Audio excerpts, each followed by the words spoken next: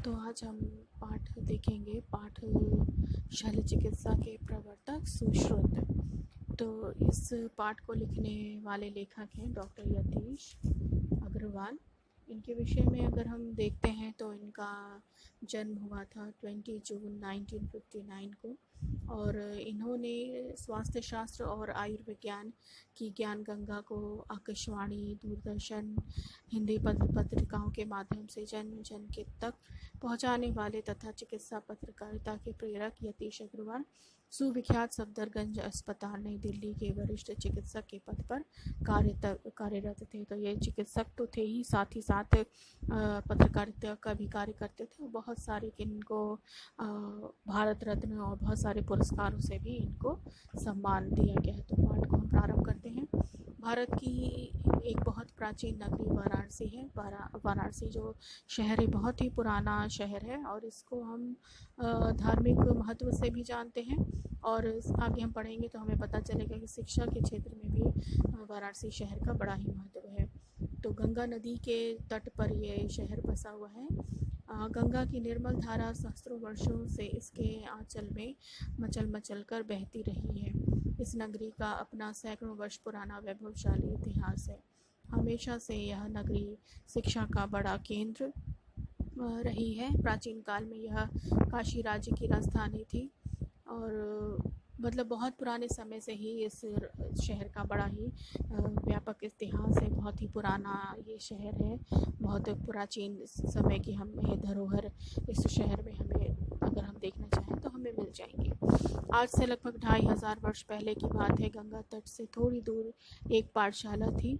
वहाँ आयुर्वेद, जीवन देने वाली कला, जिसको कहा जाता है आयुर्वेद को जीवन देने वाली कला की शिक्षा दी जाती थी। दूर दूर से विद्यार्थी यहाँ आते और शल्य चिकित्सा का ज्ञान प्राप्त करते थे। शल्य चिकित्सा का अर्थात चीर फाड़, मतलब ऑपरेशन के द्वारा मरीज को ठीक करना, रोग को दूर करना, इसकी शिक्षा यहाँ पर इस पाठशाला में दी जाती थी। इस पवित्र मंदिर के द्वार केवल उनके लिए खुले थे जिनका मन मानव सेवा और प्रेम से ओतप्रोत होता था, जिनमें साधना और कठोर परिश्रम करने की लगन होती थी।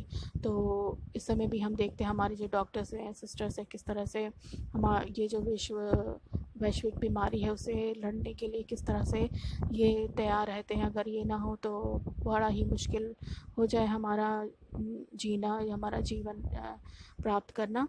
तो अगर व्यक्ति इस शिक्षा से जुड़ना चाहता है या चिकित्सा के क्षेत्र में जुड़ना चाहता है तो हमारे अंदर से ऊंच नीच, भेदभाव, ऐसी भावना को हमें दूर करना पड़ेगा, तभी हम इस क्षेत्र से जुड़ सकते हैं। क्योंकि ये ऐसा काम है कि जब अगर आप अपने मन में किसी भी तरह की हीन भावना अगर हम रखेंगे तो हम इस सेवा को हम नहीं कर सकते।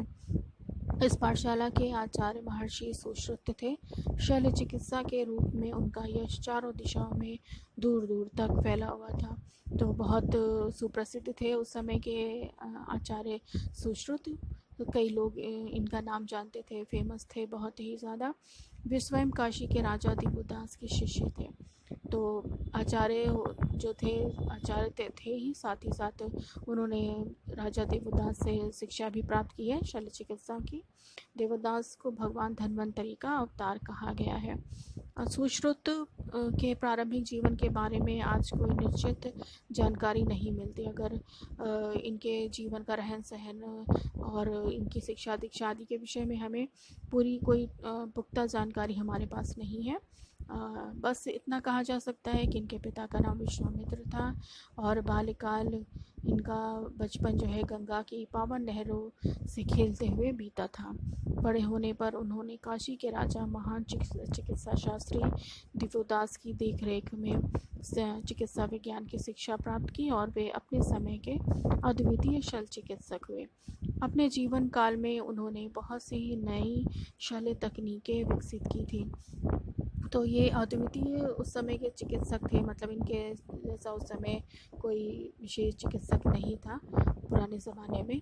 और इन्होंने कई नई तकनीकों का भी विकास किया, जिसको हम आगे इस पाठ में भी कुछ हम देख सकते हैं उसके अंश बहुत से शल्य चिकित्सकों के लिए प्रेरणा का स्रोत बने।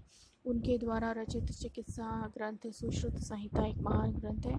यह ग्रंथ इस तथ्य का जीवंत प्रमाण है, मतलब जीता जागता एक प्रमाण है कि प्राचीन काल भारत के चिकित्सक चिकित्सा विज्ञान के क्षेत्र में अपने समय से बहुत आगे थे। तो उस समय हमारा देश कई बातों में हो सकता है पिछड़ा रहा होगा, लेकिन चिकित्सा के क्षेत्र में अगर हम देखें तो बहुत ही आगे था। सुश्रुत संहिता में हमें शल्य चिकित्सा की व्यापक विशद जानकारी मिलती है, मतलब व्यापक जानकारी हमको उस संहिता में मिलती है। इसमें कुल मिलाकर 120 अध्याय हैं और इन्हें 6 भागों में बांटा गया है। सूत्र स्थान, निदान स्थान, शरीर स्थान, चिकित्सा स्थान, कल्प स्थान और उत्तरा स्थान। इन 6 भागों में सुश्रुत संहिता को बांटा गया है। इस ग्रंथ में शल्य चिकित्सा की विधियों और उसमें काम आने वाले ग्रंथों तथा शास्त्रों के बारे में जानकारी दी गई है। तो चिकित्सा से जुड़ी हुई जानकारी तो हमें इस सुश्रुत संहिता में मिलती ही है, साथ में यंत्रों और शस्त्रों के बारे में, मतलब किस प्रकार के उपकरणों का, इंस्ट्रूमेंट का यूज़ किया जाता था शल्य चिकित्सा के दौरान, इलाज के दौरान, तो उसके बारे में भी वहाँ पे जानकारी हमें मिलती है। शरीर के किसी भाग पे मवाद बढ़ जाने पर चीरा लगाना आवश्यक होता है। यह महत्वपूर्ण तथ्य सुश्रुत से छुपाना था, क्योंकि जब भी किसी शरीर के किसी अंग में अगर घाव हो जाता है तो कभी कभी वो ऊपर से देखने में बिल्कुल भी लगता है सामान्य सा, लेकिन अंदर उसके अंदर पस भरा रहता है, जिसको ऑपरेट करने के बाद ही, चीरा लगाने के बाद ही हम उसको ठीक कर सकते हैं। तो ये बात भी सुश्रुत से छिपी नहीं थी, वो इस बात को भी जानते थे, इतनी गहराई से वो अध्ययन करते थे चिकित्सा क्षेत्र में। उन्होंने इस बारे में स्पष्ट जानकारी दी है कि इस स्थिति में चीरा कैसे और कहाँ लगाएं। इसी तरह जब शरीर के कुछ अंग जल वृद्धि के कारण फूल जाते हैं, मतलब अगर शरीर के किसी अंग में जल भर जाता है तो उस जल को सुई के द्वारा, सिरिंज के द्वारा कैसे खींच के निकालना चाहिए, यह विधि भी उपयुक्त रूप से बताई गई है। मूत्राशय की पथरी, मतलब किडनी में वो स्टोन हो जाना या भगंदर, बवासीर, मोतियाबिंद की शल्य क्रिया के साथ साथ ज़रूरत पड़ने पर माँ के गर्भ में चीरा लगाकर शिशु का जन्म देना भी की शल्य क्रिया और दंत चिकित्सा तथा अस्थि चिकित्सा की बारीकियों का अनूठा वर्णन भी सुश्रुत संहिता में मिलता है।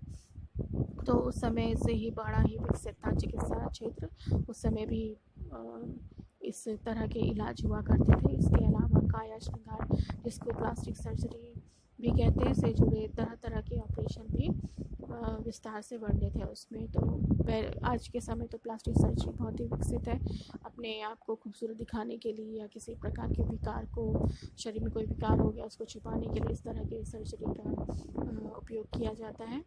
सुश्रुत संहिता में शल्य यंत्रों की संख्या 101 बताई गई है। इन यंत्रों को हिस्त्र, पशु तथा पक्षियों के मुंह आकार के अनुसार नाम दिए गए हैं, जैसे सिंह मुख, सिंह के मुख जैसा, ग्रंथ मुख, कृत मुख, गिद्ध के मुख जैसा, मकर मुख, मगरमच्छ के मुख जैसा आदि। तो तरह तरह के जानवरों को ध्यान में रखते हुए औजारों की संरचना की गई। और जैसे हम जानते हैं कि जानवर जो होते हैं बहुत ज़्यादातर अपना शिकार किस प्रकार पकड़ते हैं, उनकी पकड़ जो होती है मुंह और हाथ के पंजों पे ही डिपेंड करता है। तो उसी को के अनुसार जो है औजारों का भी निर्माण किया जाता था। इनके साथ ही 20 और शल्य यंत्र भी वर्णित हैं। इनके नाम हैं मंडलाग्र, करपत्र, मुद्रिका, बृहमुख आदि। ये शल्य औजार प्रायः लौह धातु या चांदी से बनाए जाते थे। इन्हें इस ढंग से बनाया जाता था कि इनकी धार कभी कमज़ोर ना पड़े और कभी इनमें जंग ना लगने पाए। इन्हें रखने के लिए ख़ास तौर से लकड़ी के डिब्बे भी तैयार किए जाते थे, क्योंकि हम जानते हैं अगर लोहे के औजारों में जंग लग गया है और वो शरीर के किसी भाग में अगर छू जाए या उससे कट जाए तो टिकनेस होने का खतरा होता है। तो इसलिए ऐसे औजार बनाए जाते थे जो जंग रोधी रहते थे और इनको संभाल के फिर लकड़ी के डिब्बे में रखा जाता था। टाँके लगाने के लिए त्वचा और विभिन्न ऊतकों की मोटाई और रचना को ध्यान में रखते हुए तरह तरह के धागे भी विकसित किए गए थे।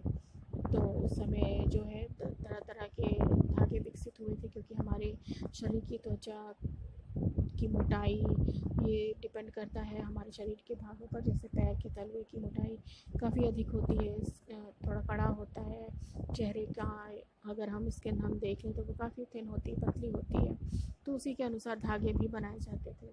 कुछ का आ, आ, आधार कुछ का आधार रेशम की डोर होती थी, तो कुछ सूत से बनाए जाते थे और कुछ चमड़े से तैयार किए जाते थे। तो अलग अलग तरह से धागे बनाए जाते थे, अलग अलग त्वचा की मोटाई को ध्यान में रखते हुए।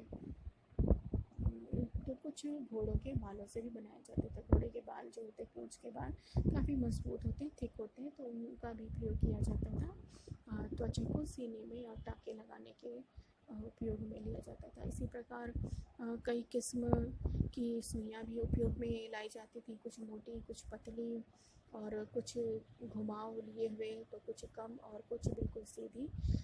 उन दिनों तरह तरह की रुई, रेशम, मलमल से बनी पट्टियों का प्रचलन था। तो टाँके लगाने के लिए शरीर के स्किन को देखकर या शरीर की बनावट को देखकर सुइयों का भी निर्माण किया जाता था, जहाँ पर जिस तरह का स्टिच लगाना है उस तरह की सुई होना भी बहुत ज़रूरी है। कभी पतली सुई का प्रयोग होता था, तो कभी मोटी सुई का इस्तेमाल किया जाता है। जहाँ मोटी स्किन है, जैसे हम पेट के पास की स्किन अगर हम देखें, तो वहाँ पर काफ़ी मोटी थिक